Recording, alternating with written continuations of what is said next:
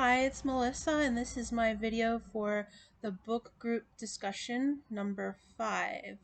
And my first question is, the chapter talks in some detail about education reform to help kids in poor Appalachia communities. How do you fix the issues in these school systems when the problems these kids face also stem from their lives at home? And I think the obvious answer to that is to create programs that target home. So, not just making phone calls or sending home newsletters to parents, because those can be a little disingenuous or it's just not enough when you're talking about really severe circumstances.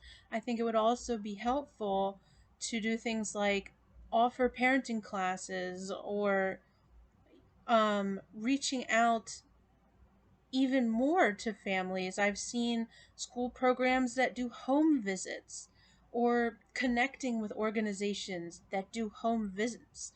So it's basically just being more involved, but also giving parents and families the tools to rise above the things at home that interfere with the child's education.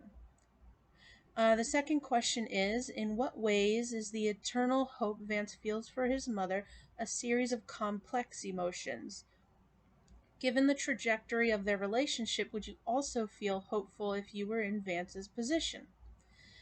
So Vance's hope is complex because obviously, he's hopeful for his mother. He was happy for his mother in the beginning. He believed that she could get better as any kid would.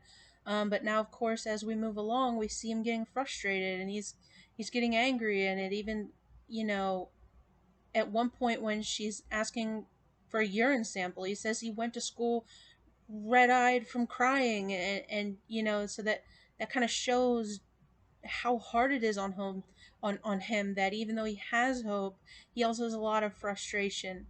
And when it comes to, if you were in his position, I was in his position, and I can tell you, when you're younger, it's like you have that hope. You're like, great, now mommy's going to rehab, everything's going to be happy again, everything's going to be fine, she's going to get better, right? And then it's like, that doesn't work. It happens again, and you're like, this time it's gonna work. This time she's gonna be better, and it's a cycle. It goes on and on until finally you're like, oh, same stuff, different day. She's gonna go and pretend she's gonna get better, and then it's gonna, go back to the way it was, and you know. You do lose hope, you stop caring, and you start to get frustrated because then that hope can transform into anger. Like, why does she do this? Why does she, get our hopes up? Why does she pretend to go through these motions? you know um so I completely understand Vance's position and what he's feeling.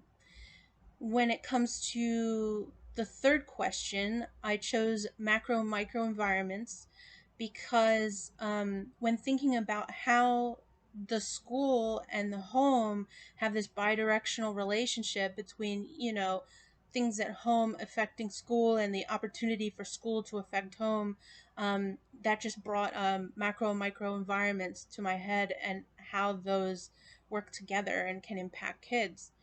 And then the second one was family systems, because here we see the mother relying on the child to mitigate some of the consequences for her own actions, and suddenly the child doesn't know, is my role to do this, or should I be responsible for this given my position in the family, and things like that. So that's why that came to my mind, and that's about it. Thanks.